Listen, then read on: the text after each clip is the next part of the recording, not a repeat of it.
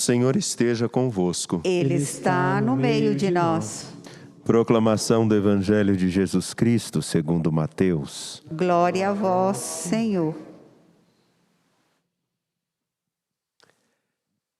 Naquele tempo, Jesus voltou a falar em parábolas aos sumos sacerdotes e aos anciãos do povo, dizendo: O reino dos céus é como a história de um rei que preparou a festa de casamento do seu filho. E mandou os seus empregados para chamar os convidados para a festa, mas estes não quiseram vir.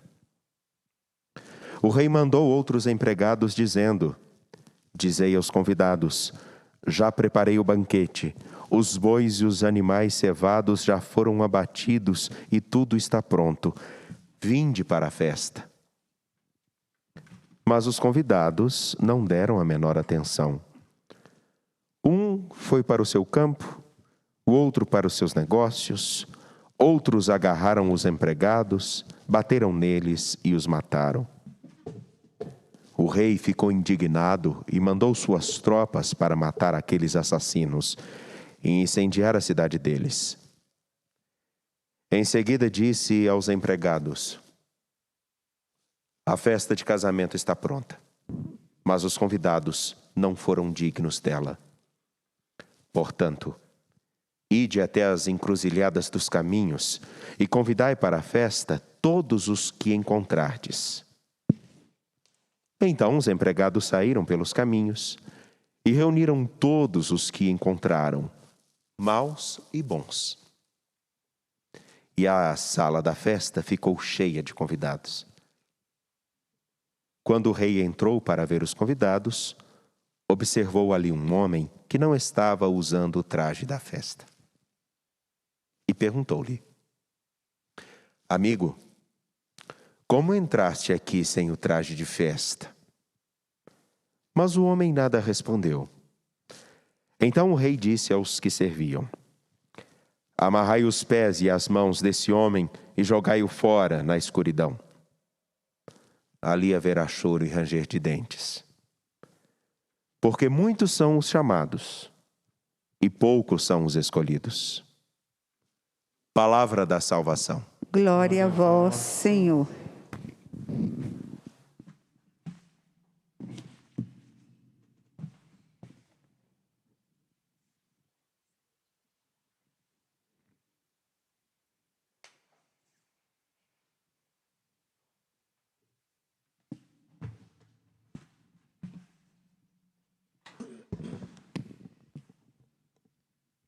Caríssimos irmãos Padre Wagner, Padre Felipe, nós somos, tomando a linguagem do Evangelho, nós somos separados pelo Senhor, escolhidos por Ele para viver este ministério sacerdotal e de forma singular escolhidos para poder viver esta missão aqui no Santuário Basílica Nossa Senhora da Piedade.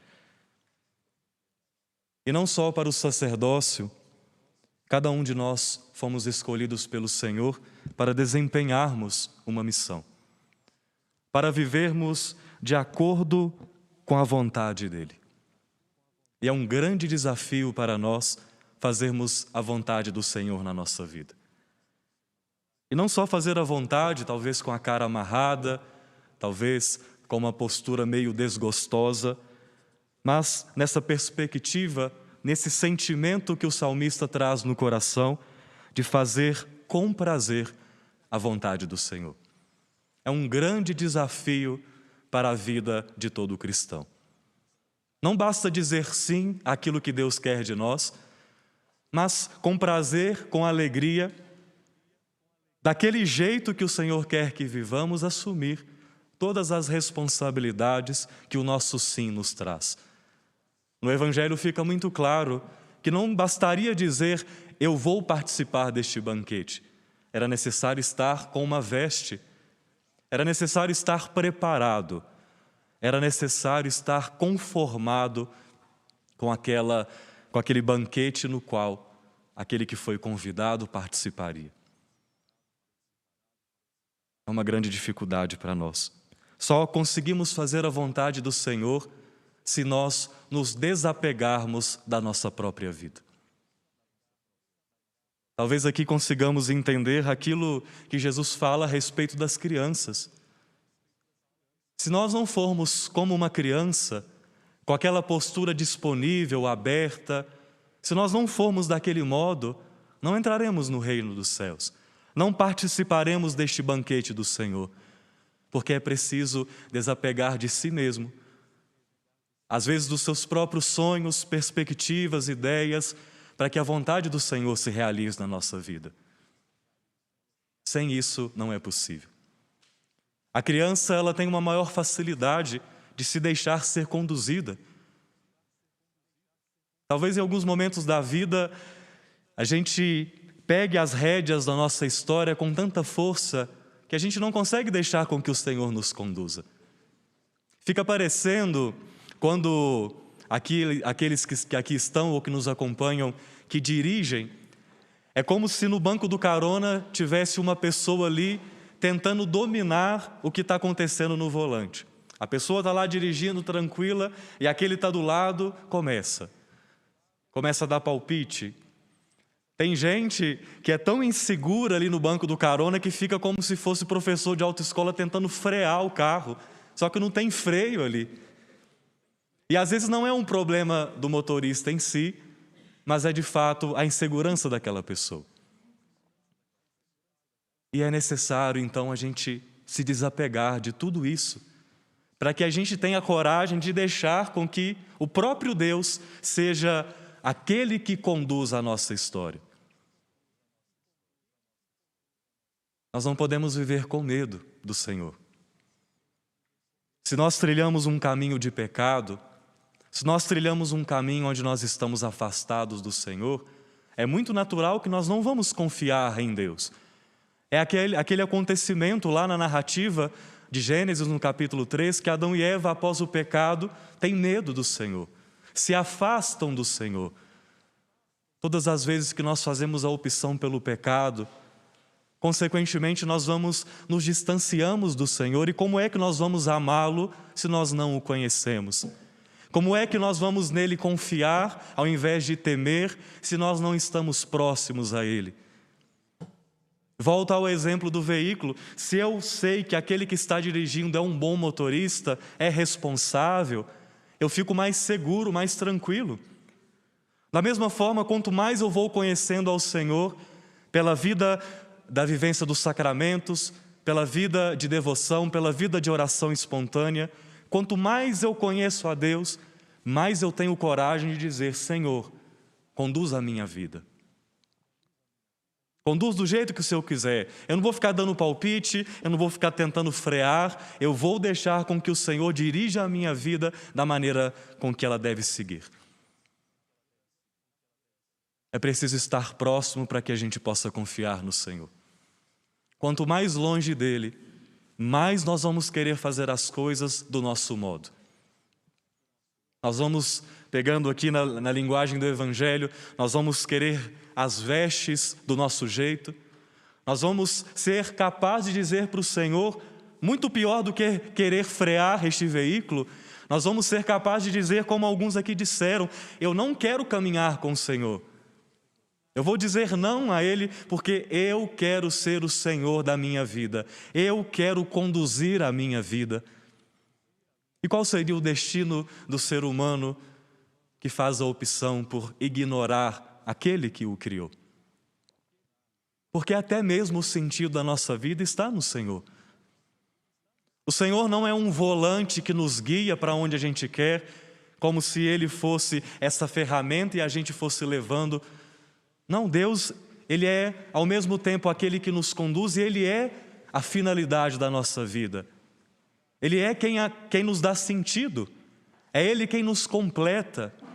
E mesmo se nós, distantes do Senhor, tivéssemos a capacidade de fazer o bem, de sermos pessoas virtuosas, de sermos pessoas do bem, pessoas boas, mesmo assim, sem Deus, a nossa vida nunca seria completa.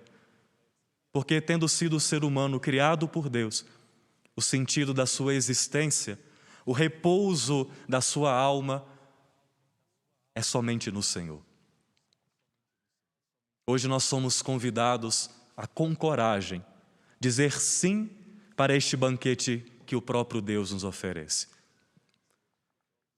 E dizer sim para este banquete é se permitir ser conduzido por Ele na maneira que Ele quer, na velocidade que Ele quer. Não só na direção, mas na velocidade.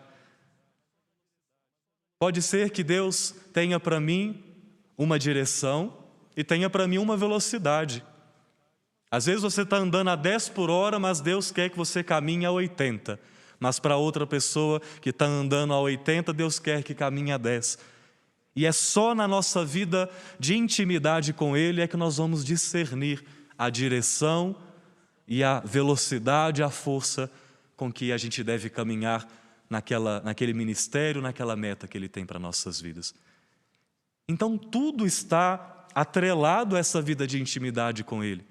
Ele é quem comanda a nossa história. É Ele quem cuida de nós. É Ele que, com amor, sabe tudo o que nós somos, tudo aquilo que nós precisamos, sabe daquilo que nos faz bem. Também por isso nós devemos confiar no Senhor, porque muito mais do que nós, muito mais capaz do que a inteligência do homem, muito mais profundo é o conhecer de Deus. E nós colocamos com confiança a nossa vida nele, porque Ele sabe o melhor para as nossas vidas. Tive a graça de, no último sábado, ser ordenado padre aqui na Arquidiocese de Belo Horizonte, junto aos meus 4 outros irmãos, lá na Catedral Cristo Rei. E independentemente da vocação que assumimos, nós somos hoje convidados por Deus a deixar com que Ele conduza a nossa história, para que Ele seja glorificado com a nossa própria vida. Nós vivemos num momento em que, voltados para o nosso próprio ego, nós muitas vezes buscamos a exaltação da nossa própria família, nós buscamos, talvez nem tanto por um egoísmo, mas como um medo mesmo, nós tentamos cuidar só daqueles que são nossos, daquilo que é nosso. Mas Deus nos convida a abrir o nosso coração sempre para Ele, para que Ele seja glorificado a partir da nossa vocação. Já que foi Ele que nos chamou e nos escolheu, já que Ele abriu as portas do Seu reino para que pudéssemos com Ele cear, nós somos convidados a olhar para Ele com grande gratidão, reconhecendo que Ele é o Senhor e que Ele, a partir da minha vida, é que deve ser glorificado. Faço uma breve oração e convido vocês a repetirem isto ao Senhor. Senhor, eu te entrego a minha vida. Eu confio na vossa condução. E eu te peço, Senhor, que todos os meus passos me levem até a vossa vontade. Amém.